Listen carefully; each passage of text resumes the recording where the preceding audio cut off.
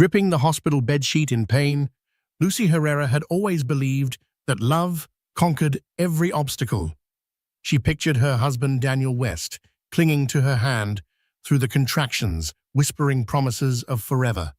But as her labor pains peaked, Daniel vanished, disappeared, deserted her at the moment she needed him most. In a single excruciating night, Lucy's world shattered and a new fire sparked in her heart. She vowed to protect her child at all costs, even if it meant erasing Daniel from their lives. What unfolds next is a story of betrayal, redemption, and retribution, proving that real life can be more dramatic than any fiction. Long before the betrayal, the West name meant more to Lucy Herrera than just a ring on her finger. She came from modest beginnings in Queens, New York. Her mother was an immigrant from Guatemala. Her father a factory worker with calloused hands and strong arms. They raised her to believe in honest work, unwavering loyalty, and the power of compassion. Lucy was intelligent and driven from an early age. Through scholarships and late-night study sessions, she succeeded in graduating from Georgetown University with degrees in international business and finance. Her brilliance became her ticket to a world far beyond her parents' cramped apartment. It wasn't long before she landed a job at a renowned investment firm. Life felt like it was on the cusp of something spectacular. That was when she met Daniel West.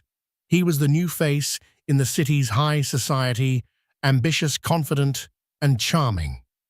Daniel wasn't just handsome, with his tousled brown hair and intelligent hazel eyes. He had the pedigree to match. The West family had old money. Some whispered that Daniel's father, Gregory West, had first built his empire on questionable real estate deals, but no one dared confront him.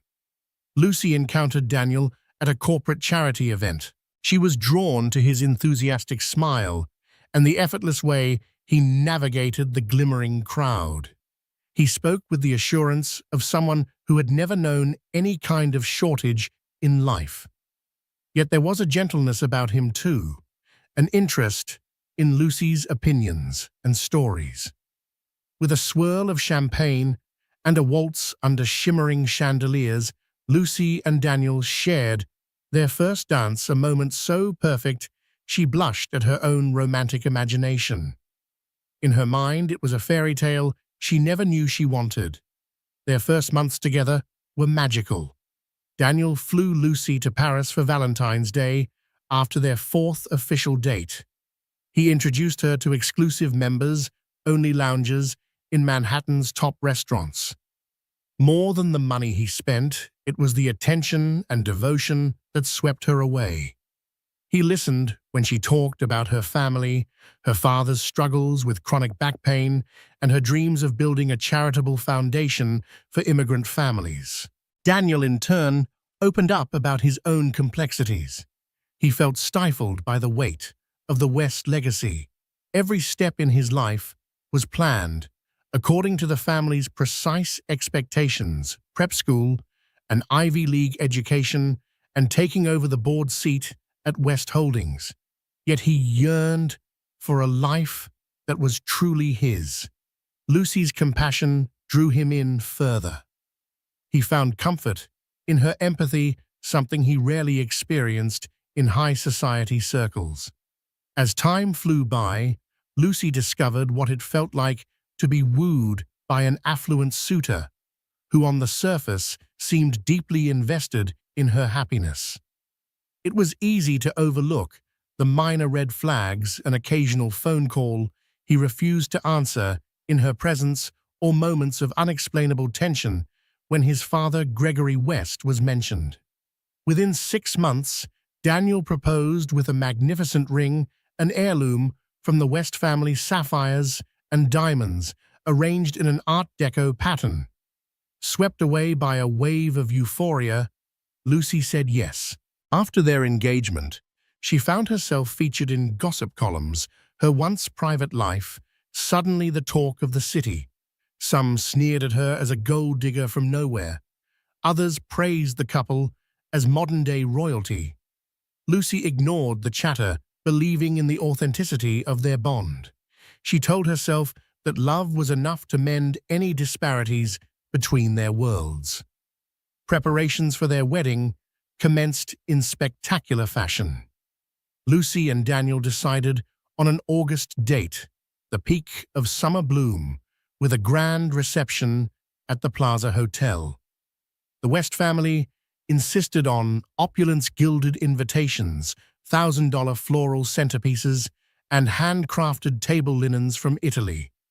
Lucy felt a whirl of excitement, but also a subtle sense of apprehension. It was during a dinner with the West family specifically arranged so Lucy could meet Daniel's intimidating father that she sensed the first official crack in her fairy tale. Gregory West, a tall, silver-haired patriarch with a steely gaze, offered Lucy a well-practiced smile of courtesy. Yet when Daniel left the room to take a call, Gregory leaned in close. "I know you're ambitious," he said quietly, swirling a glass of scotch in his hand. "But marrying into the West family isn't just about weddings and fairy tales. We have standards to uphold." Lucy felt her pulse spike. It wasn't an explicit threat, but the coldness in Gregory's voice sent an unmistakable warning. He continued, "I admire your drive, Lucy, and your philanthropic interests. However, let's be clear. The West fortune is not a toy to be split in half if things go sour. If you truly love Daniel, make sure you take care of him. And we will take care of you in our own way." Those words lingered.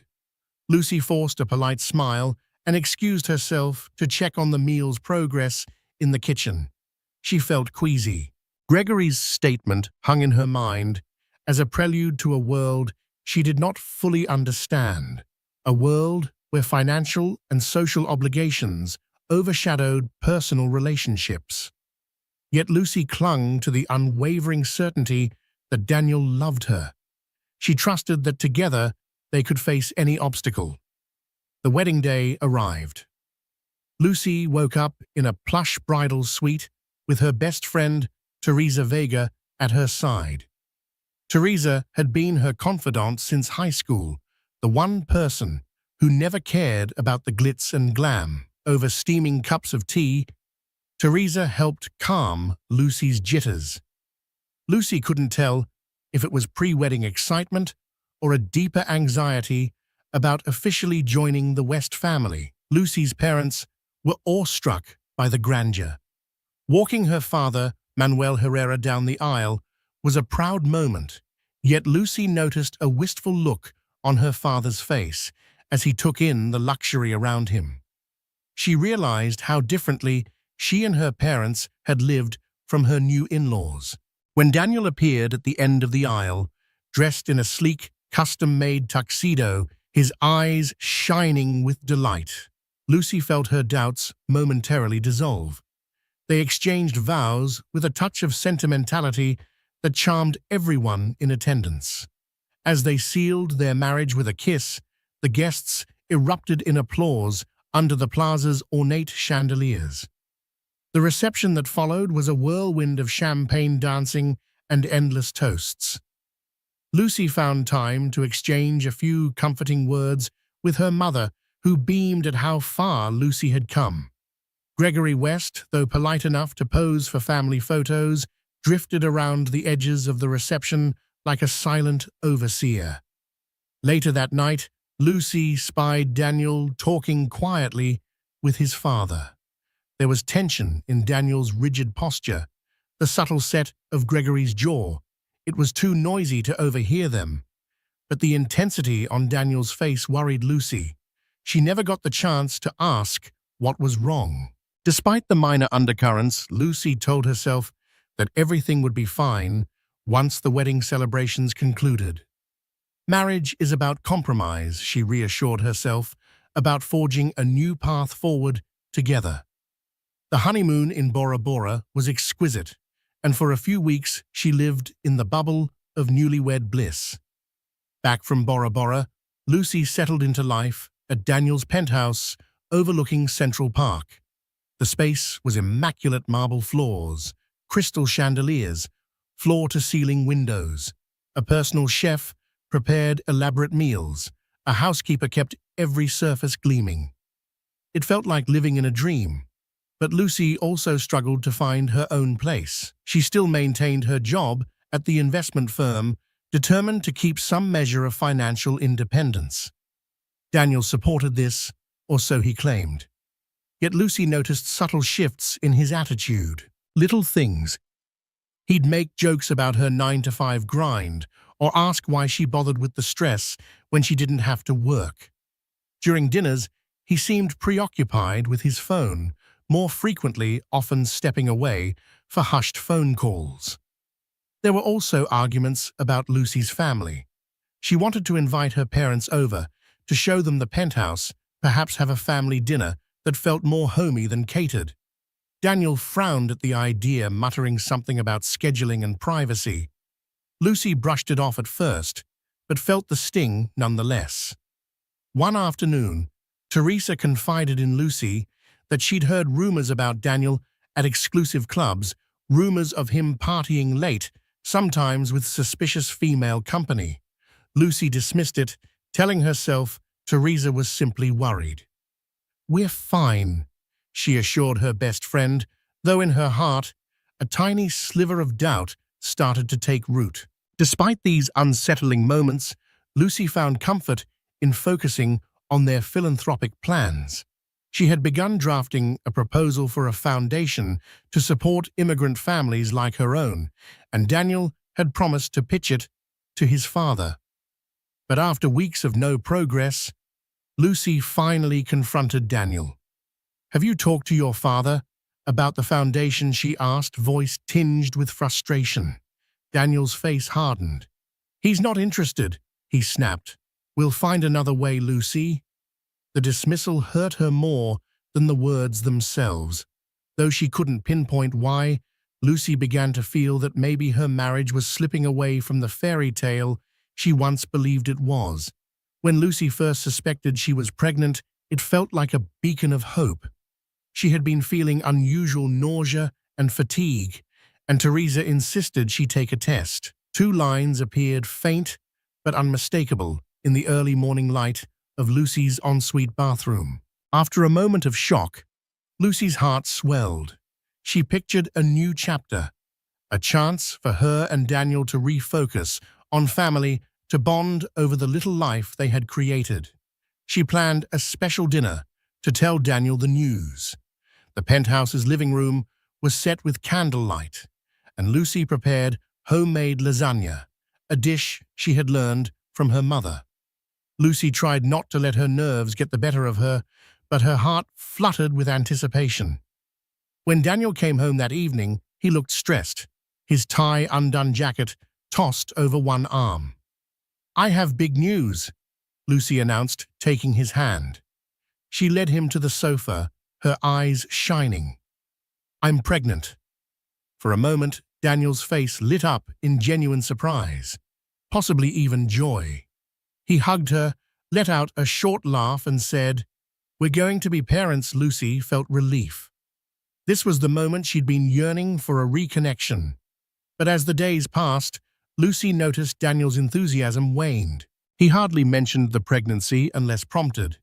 He was frequently away on business, or so he claimed, traveling to Los Angeles, Miami, even Hong Kong.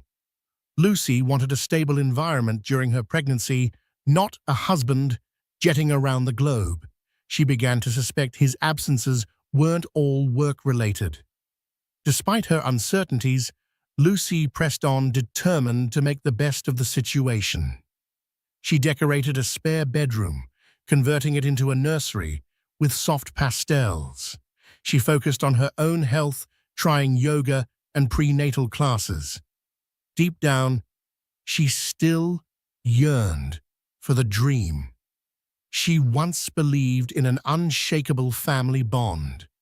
As Lucy's belly grew, so did the emotional distance between her and Daniel. The penthouse felt emptier. Sometimes she'd wake in the middle of the night, to find Daniel hadn't returned from a so-called business dinner. On the rare occasions when he did come home, he slept on the couch, citing exhaustion. Lucy tried to confront him. "Daniel, we need to talk about our future, about the baby." His responses were brief and dismissive. An uneasy tension lingered. Lucy considered couples counseling, but Daniel brushed off the idea. "We're just going through a rough patch," he'd say. "I have a lot on my plate at work, trying to make sure we're financially secure." Yet Lucy knew money wasn't an issue. The West family's fortune was considerable. She couldn't help but recall Gregory West's cold eyes, the words of warning, and wonder if something else was happening behind the scenes. During her 7th month of pregnancy, Lucy discovered a concerning piece of evidence. She received a phone call from a New York hotel confirming a suite reservation for Daniel West. Confused because Daniel was supposed to be on a business trip in London, Lucy probed deeper. She found receipts for expensive gifts from jewelry stores, but she never received those gifts. Her heart pounded in her chest as she realized he might be having an affair or multiple affairs. She felt sick, not just with pregnancy nausea, but with heartbreak. Desperate, Lucy turned to Teresa for counsel. Over brunch in a small cafe in Greenwich Village, Lucy confessed her suspicions. Teresa held her hand and offered unwavering support. "You need to confront him," Teresa said firmly. "Demand the truth." Lucy did just that evening, brandishing the receipts and hotel confirmations. Daniel's face was a storm of anger and panic. "Why are you snooping into my business?" he snapped, avoiding any direct denial or confession. He insisted that the meetings were for confidential deals he couldn't disclose, that the gifts were for business associates. The tension hit a boiling point, Lucy's tears flooding down. She felt trapped, powerless, in the face of his lies. But at 8 months pregnant, Lucy had no choice but to focus on the life growing inside her, hoping for a miracle that would restore the man she once believed Daniel to be. Lucy's contractions started in the middle of a dreary Wednesday afternoon, 4 weeks before her due date. At first, she tried to brush off the pain as Braxton Hicks, but the pangs intensified rapidly. She called Daniel's cell phone voicemail. She tried again, anxiety ratcheting up. The penthouse felt cavernous and lonely without him. Terrified of delivering prematurely, Lucy grabbed her hospital bag and managed to call a taxi. During the ride to New York Presbyterian Hospital, she tried Daniel's number, repeatedly, each ring echoing her desperation. Eventually, she left a voicemail. "Daniel, I'm in labor. Please come. I need you." Lucy arrived at the hospital, her breaths shallow from anxiety and pain. Nurses rushed her to a labor suite, hooking her up to monitors. She felt tears sting her eyes as she clutched her phone. Where was Daniel? Where was the man who promised to love her through everything hours past? The labor was grueling, and Daniel remained absent. Teresa showed up, face flushed from running, and took Lucy's hand. "I'm here," Teresa whispered, tears in her eyes at the sight of Lucy in such pain. Lucy could only nod in gratitude. Between painful contractions, Lucy's mind spun with a storm of emotions, betrayal, heartbreak, but also fierce determination to bring her baby safely into the world. After nearly 7 hours of intense labor, the baby's heartbeat began showing signs of distress. The obstetrician insisted on an emergency C-section. Lucy was rushed into surgery, and Teresa followed, stepping in for Daniel as Lucy's support person. Lucy's mind reeled. She needed Daniel's reassurance, the presence of her husband. But he was nowhere to be found. In the operating room, Lucy fought her panic. She heard the doctors murmuring instructions, felt the tug of surgical instruments. Then at last, she heard the faint cry of her newborn daughter. Relief and exhaustion washed over her like a tidal wave. In a moment that was supposed to be shared with Daniel, Lucy only felt heartbreak. Her daughter had arrived, but her husband was absent by choice. Lucy named her daughter Eloise. She cradled the tiny, swaddled form in her arms, marveling at Eloise's soft features, her round cheeks, the whisper of dark hair.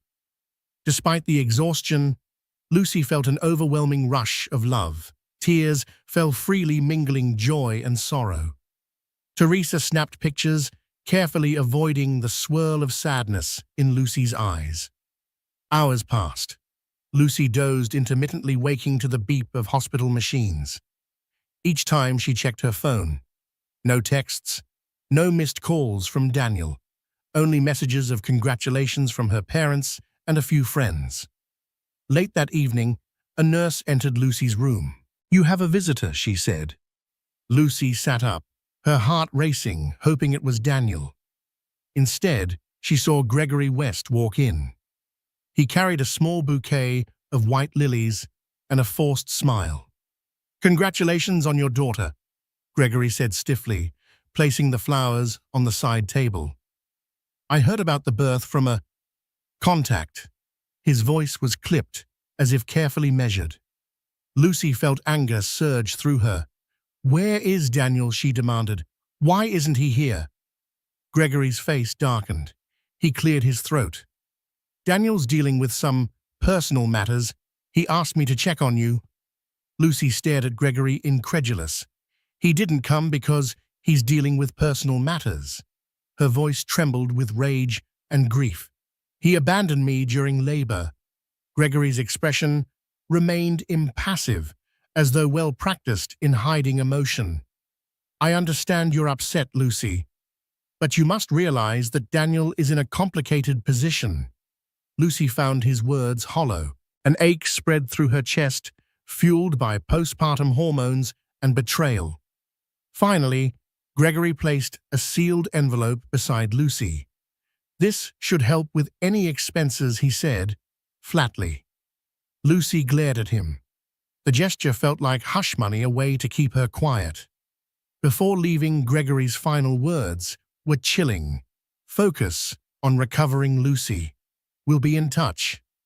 After he departed, Lucy tore open the envelope to find a check with an enormous sum, enough to support her and Eloise for years. Lucy's tears were unstoppable now. There in that hospital room, she vowed never to rely on the West family's charity again. Lucy spent 3 days in the hospital, taking her time to heal from the C-section. Teresa stood by her side, a constant pillar of comfort. In those days, Daniel never showed up, never called, never texted. Each hour that passed solidified Lucy's heartbreak and her resolve. On the morning of her discharge, Lucy gathered her belongings, ignoring the hush money check tucked away in a bedside drawer. She would not dignify Gregory West's bribe by cashing it. Instead, she called a lawyer recommended by Teresa, a sharp, empathetic woman named Eva Kwon, known for handling high-profile divorces and custody battles.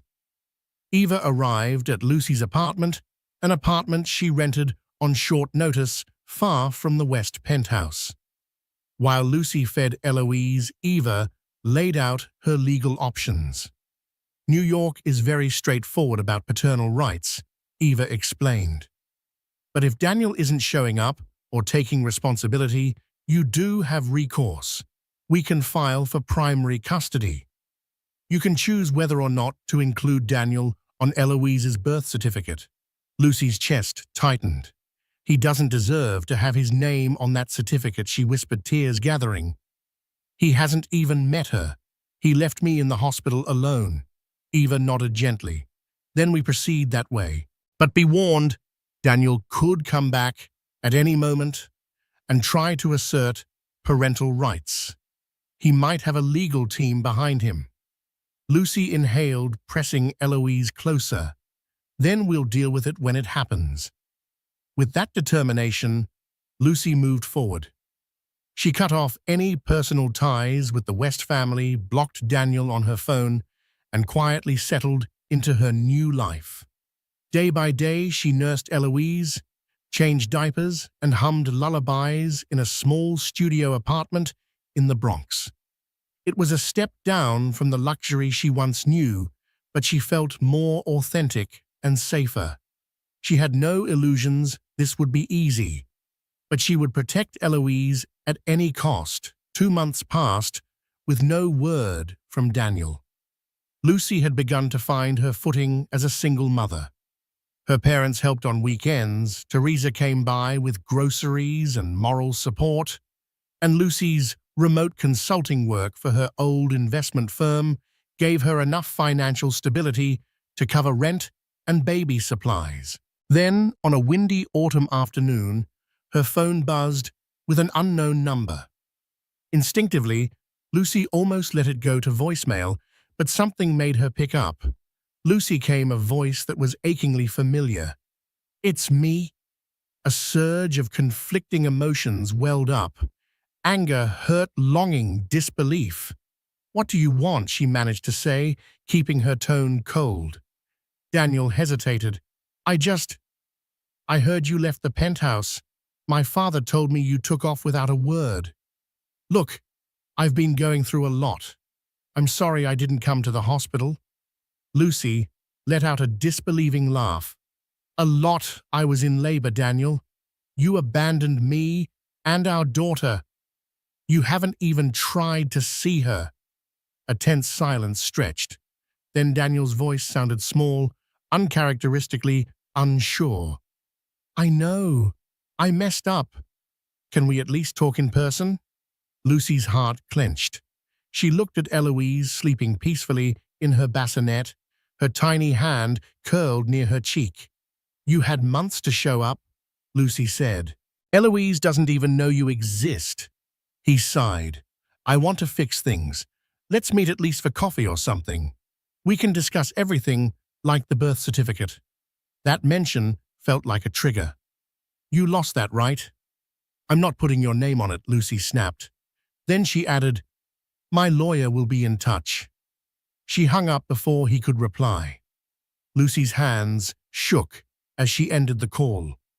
She took a few deep breaths, trying to steady the wave of emotions. She thought about how different their life was supposed to be. Husband and wife welcoming their child together. Now all that remained was a cold, legal distance. Despite her trembling, Lucy felt a flicker of satisfaction. She was no longer the frightened wife waiting on Daniel's every move. She was a mother, determined and unwavering.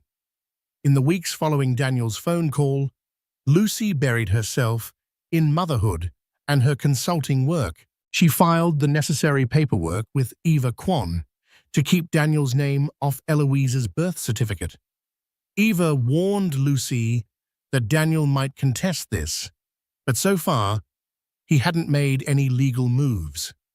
Then, one afternoon, Lucy's phone rang again. This time, it was Eva. "Lucy, I've received a request for mediation from West's legal team. They want to negotiate the birth certificate and potential financial support." Lucy felt her stomach twist. She agreed to meet, if only to see what new angle Daniel might be playing. They convened in a modest conference room at Eva's offices. Lucy arrived with Teresa, who offered moral support. On the other side of the table sat Daniel, looking more haggard than Lucy remembered. Dark circles marred his eyes, and his once pristine suit looked slightly rumpled.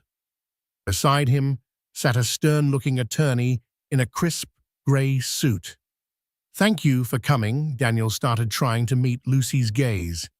She remained silent, arms folded, her lawyer seated at her side. Daniel's attorney cleared his throat. "My client wishes to establish paternity, thereby securing his legal rights to the child." Lucy's heart thumped. She felt the urge to shout that he had no right but Eva placed a hand on her arm to keep her calm. Daniel spoke up, voice trembling slightly. "Lucy, I know I messed up. I was overwhelmed. My father, he threatened to cut me off completely if I continued with the relationship. I panicked.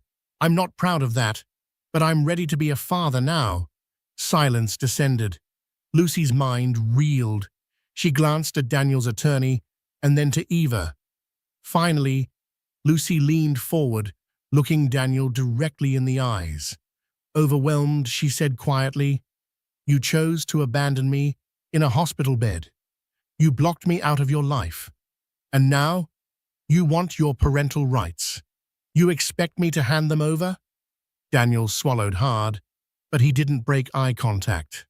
"I know it won't be easy, but I'm willing to do whatever it takes to be in Eloise's life." Their mediation session turned into a tense standoff. Daniel insisted he had been manipulated by his father, who threatened to pull funding from his personal accounts and remove him from West Holdings' future ventures. He claimed confusion, fear, and the pressure of preserving the West legacy clouded his judgment. "I was weak," he admitted, voice strained. "But I'm not going to let that keep me from my daughter anymore." Lucy fought back tears. She wanted to believe in redemption, to give her child a father. Yet every memory of those lonely hours in the hospital, the heartbreak, the sense of utter betrayal roared inside her. Eva leaned forward, tone measured but firm. "Legally, Lucy has the right to keep Daniel off the birth certificate. If you want to pursue a paternity test and legal recognition, you can. However, Lucy can also sue for child support and other obligations." Daniel's attorney nodded. "We're aware, but Daniel would prefer a cooperative arrangement. He's prepared to provide substantial support for Eloise, housing, education, medical care." Lucy's anger rose. "You think I can be bought? You think your support erases what you did to us?" Her voice trembled, but she held her ground. "I don't need your money." Daniel looked down, shame evident. "It's not about buying you. I want to make up for lost time to do right by Eloise." Lucy inhaled sharply, tears edging. "You can't make up lost time. You ran away when I needed you the most. That's not something a check can fix." Daniel offered a fragile nod, unable to muster a defense. Eva signaled for a break, leading Lucy out of the conference room. In the hallway, Lucy leaned against the wall, wiping away silent tears. Part of her still felt love for Daniel, or at least the memory of the man she had loved. But another part, the fierce mother within her, refused to let him hurt Eloise the way he had hurt her. The next phase would be a legal battle, Lucy realized. She steeled herself for war. Amidst the looming custody battle, Lucy received an unexpected piece of mail, a letter from a Manhattan law firm representing Great-Aunt Marjorie Herrera, an elderly relative Lucy had barely known. According to the letter, Aunt Marjorie had named Lucy and her future descendants as key beneficiaries of her estate. Confused, Lucy reached out to the firm and learned that Aunt Marjorie passed away quietly in her sleep 2 weeks prior.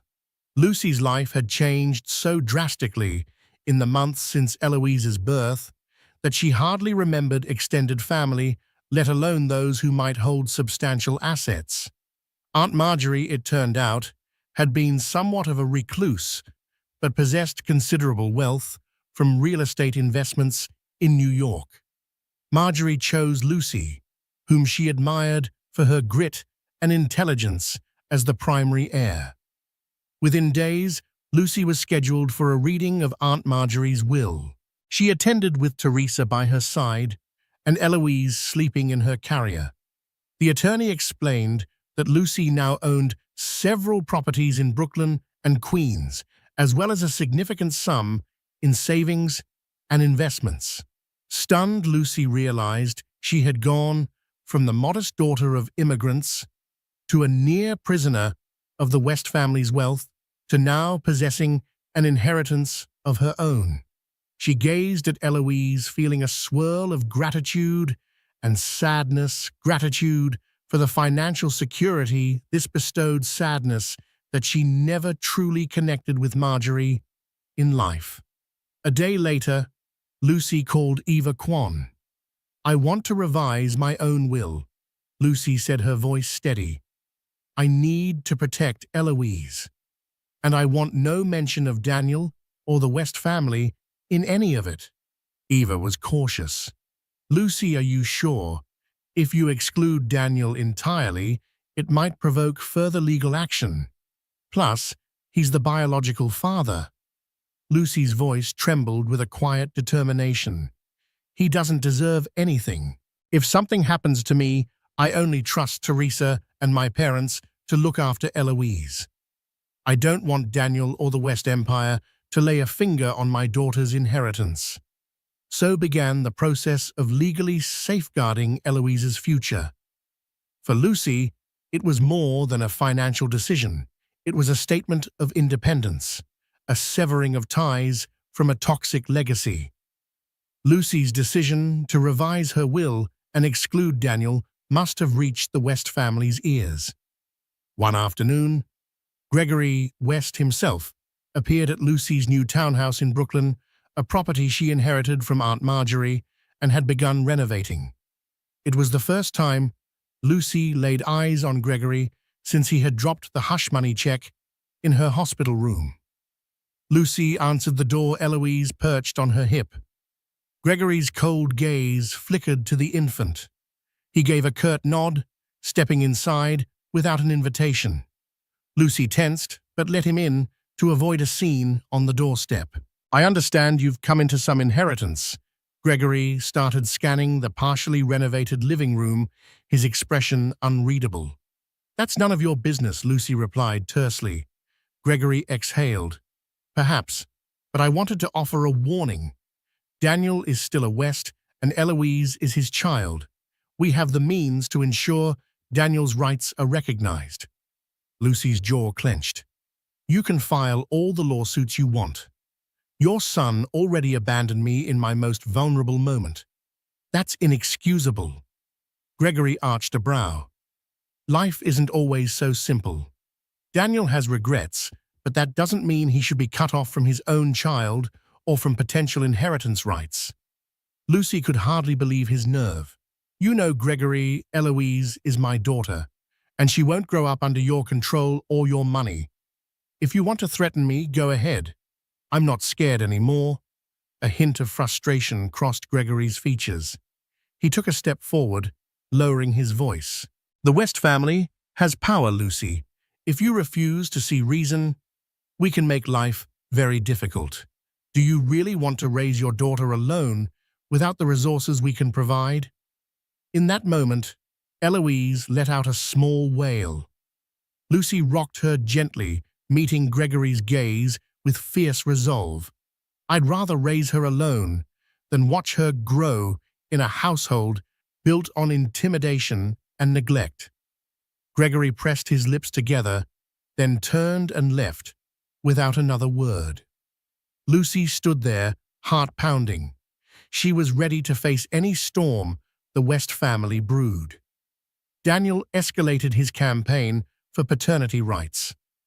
Within a month, Lucy was served with official court papers challenging her refusal to include Daniel's name on Eloise's birth certificate. If the test confirmed Daniel's paternity, he demanded partial custody or at minimum regular visitation rights. Lucy's nerves were frayed, but she refused to back down. The first hearing took place on a brisk winter day. Lucy, wearing a simple black suit, cradled Eloise in the court's waiting area. Daniel sat across the hall with his attorney glancing periodically in Lucy's direction. She stared straight ahead, chin lifted. When their case was called, they stepped before a stern judge.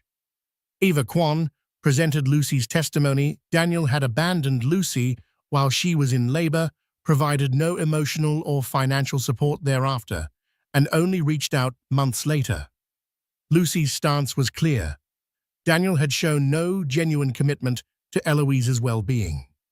Daniel's attorney countered that Daniel had made attempts to reconcile, was now fully prepared to take financial and emotional responsibility, and deserved the opportunity to bond with his daughter. Their argument portrayed Daniel's absence as a momentary lapse due to family pressures. The judge, impartial but attentive, requested a paternity test. Lucy nodded, resigned. There was no question Daniel was the father, but the legal confirmation would clarify certain aspects. The next court date would follow after the test results. Daniel tried to approach Lucy in the hallway afterward. "I'm serious about being there for Eloise," he said softly. The sincerity in his eyes made her chest tighten. "She's not a toy you can pick up after ignoring her," Lucy replied, voice trembling. "I'm doing this for her, not for you. If the court orders you to pay child support or grants you visitation, I can't change that. But I won't let you hurt her like you hurt me."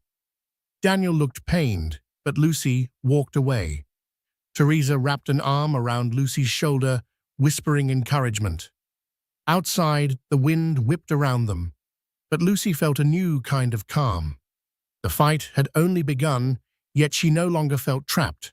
She had Eloise, the unconditional love of her daughter, and a steadfast determination that no court or West family intimidation could break. In the midst of the legal battle, Lucy continued renovations on her inherited townhouse and found solace in preparing a real home for Eloise, complete with a cozy nursery painted in soft lilac. Work opportunities also started rolling in thanks to her strong reputation in finance. Clients admired her perseverance and soon began referring more projects her way. One evening, while Lucy was finishing a client's financial proposal, she received a call from an unfamiliar number. Expecting another attorney or real estate agent, she answered tersely. Instead, she heard a gentle, female voice. "Lucy, it's Sabrina West, Daniel's sister." Lucy tensed.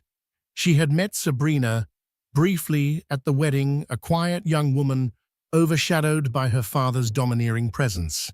"I hope this isn't about Gregory," Lucy said. "Please hear me out," Sabrina replied. "I'm not calling on my father's behalf. I want to meet you to talk. I have information you need." Hesitant but curious, Lucy agreed to a discreet coffee meetup. The next day, at a small cafe in Midtown, Lucy recognized Sabrina immediately. Petite dark hair pulled into a sleek bun, eyes darting nervously. Once seated, Sabrina confessed that she'd always admired Lucy's resilience. "I see how my father manipulates Daniel. Gregory tries the same with me, but I've resisted for years by staying out of the family business." Lucy listened intently as Sabrina revealed the West family's plan.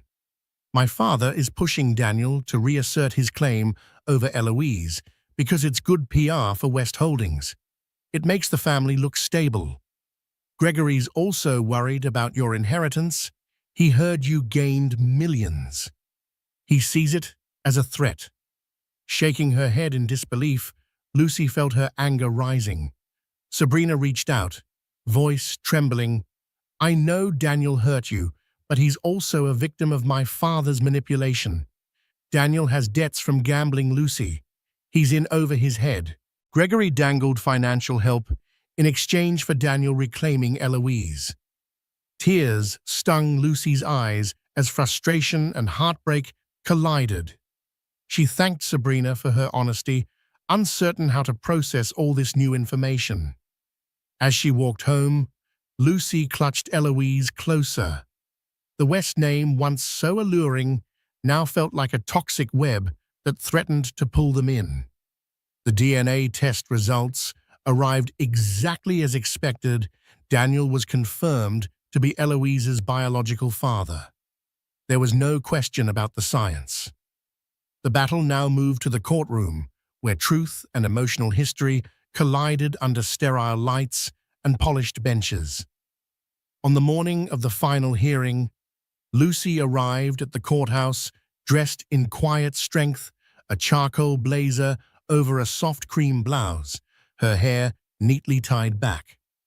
Eloise, bundled in a pale pink wrap, cooed softly in her arms. Teresa accompanied them, carrying a diaper bag and moral fortitude in equal measure. Daniel sat across the hallway, shoulders hunched, fidgeting with his cufflinks. His lawyer whispered into his ear as he nodded with mechanical detachment. For all his gestures of remorse, handwritten letters, plush toys, and offers to co-parent, Lucy couldn't shake the image of lying alone on a hospital bed while giving birth, his absence a wound she hadn't fully healed from. The judge presiding over the case was known for her no-nonsense demeanor. Her grey hair was tied into a tight chignon, and she greeted the court with brisk authority. As proceedings began, Eva Kwon stood, tall, her voice calm and composed.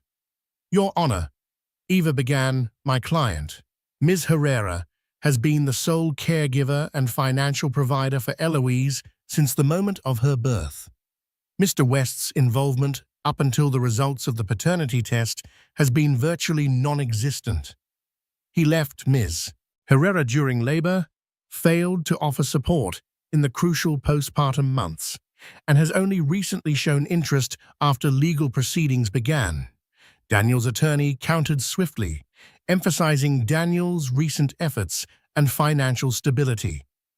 "Mr. West acknowledges his mistakes, Your Honor, and he seeks a path forward, not to disrupt Eloise's life, but to be a part of it. He's ready to provide financial assistance, medical coverage, educational planning, and emotional support." Lucy watched Daniel throughout his face, a portrait of desperation tinged with shame. He nodded earnestly at every word his attorney said, but Lucy's heart remained guarded. She remembered Gregory's threats, the manipulations, the power plays that had nothing to do with love or responsibility. Finally, the judge folded her hands and looked at both parties. "The court finds Mr. West's paternity confirmed and recognizes his intent to be involved. However, it also finds credible evidence of significant abandonment during key emotional and physical periods for both mother and child." Lucy held her breath. "I hereby award full physical custody to Ms. Herrera.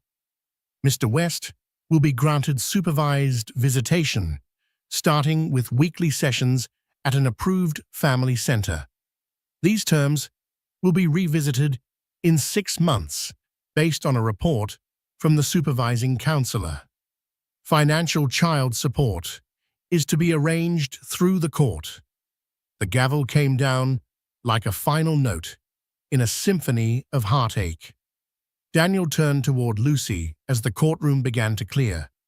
"Thank you for not shutting me out completely," he said, softly, eyes glistening. "I won't let her down again." Lucy stared at him for a long moment, Eloise's soft breath against her collarbone. "You already did," she said, voice low but resolute. "But now the court will make sure you don't do it again.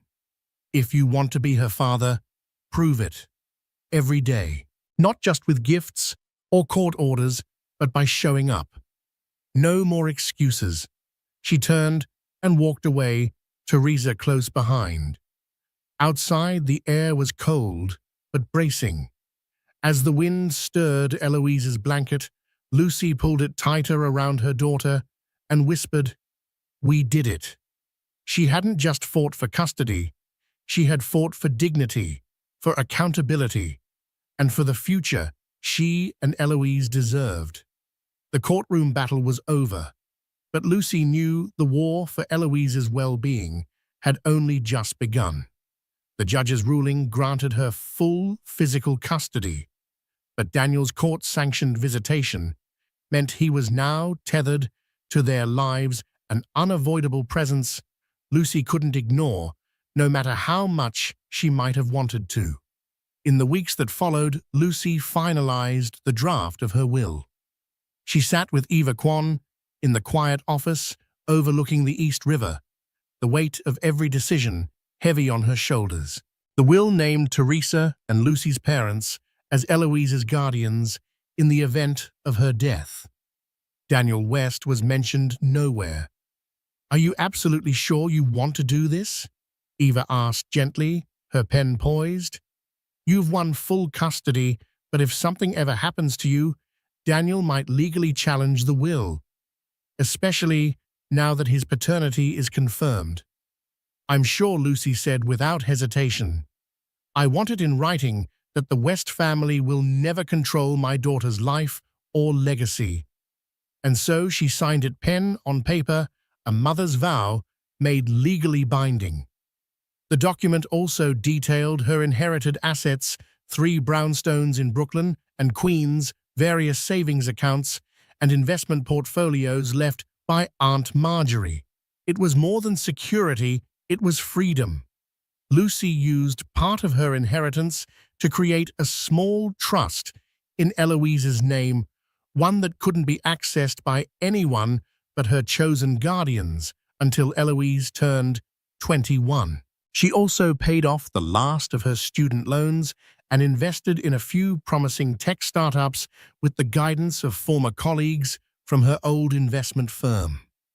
In the quiet hours of the evening, she'd sometimes marvel at how far she'd come, from the young woman, terrified and alone in a hospital bed, to the resolute mother building a future on her own terms. Life moved forward. Daniel began attending his court-mandated supervised visits at a counseling center in Manhattan. The first few sessions were awkward. Eloise, still a baby, didn't recognize him. She'd look up at his face with wide, questioning eyes and occasionally cry until the counselor stepped in. Daniel tried to read her stories or feed her bottles, his hands trembling slightly each time. Lucy watched from behind a two-way mirror, arms folded tightly across her chest. She refused to sit in the same room, not yet, but she couldn't deny he was trying. He showed up on time. He never missed a session. Slowly, Eloise stopped crying when he held her.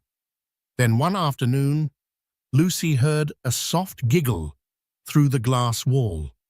Daniel was blowing raspberries on Eloise's belly, and she was laughing a real delighted baby laugh. Lucy's throat tightened, her fingers clenching at her sides.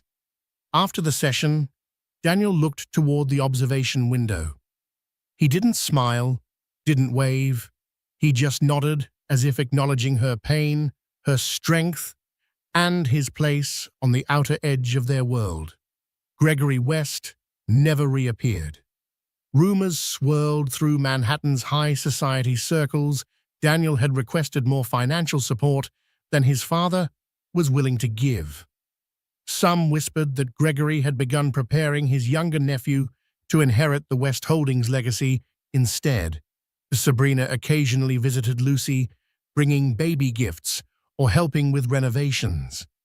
"You're doing it," she told Lucy, once watching Eloise wobble around on unsure legs. "You're breaking free of all of it." Lucy hosted Eloise's first birthday in the living room of her freshly renovated Brooklyn townhouse. The day was sunny and clear. Her parents came, bearing a homemade tres leches cake. Teresa brought a custom picture book filled with photos from Eloise's first year. Friends and neighbors gathered, celebrating the milestones of a little girl who had already survived the chaos of broken promises and courtrooms. Daniel wasn't invited.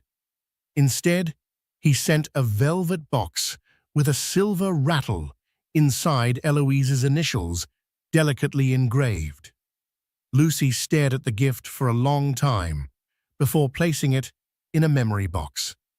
She wasn't sure if Eloise would ever want to know that side of her story, but Lucy would keep the pieces, both the beautiful and the broken. That night, after the guests left and the last of the balloons sagged toward the floor, Lucy held Eloise close and stepped onto the balcony. The city stretched before them in glittering silence. She kissed her daughter's forehead and whispered, Whatever comes next, we face it together. And for the first time, the future didn't feel daunting. It felt like something she could shape with her own hands. Not in defiance of Daniel or Gregory, but in honor of herself and of Eloise. The chapter ahead would still carry echoes of the past, but this time, Lucy would be the one holding the pen. Thank you for joining this emotional journey of heartbreak, resilience, and empowerment. Lucy's story reminds us that even when life throws its cruelest twists, the human spirit can fight back with fierce love and unbreakable determination. She refused to be defined by betrayal or manipulated by power, and instead claimed her daughter's future as her own. If you found Lucy and Eloise's battle against the odds inspiring, please help us share this story with others who might need a reminder that hope can triumph over despair. Don't forget to like, share, and subscribe to this channel for more riveting tales that illustrate the power of courage, love, and second chances. Your support fuels our storytelling and ensures we can keep bringing you powerful narratives that echo the real struggles and real victories we see every day.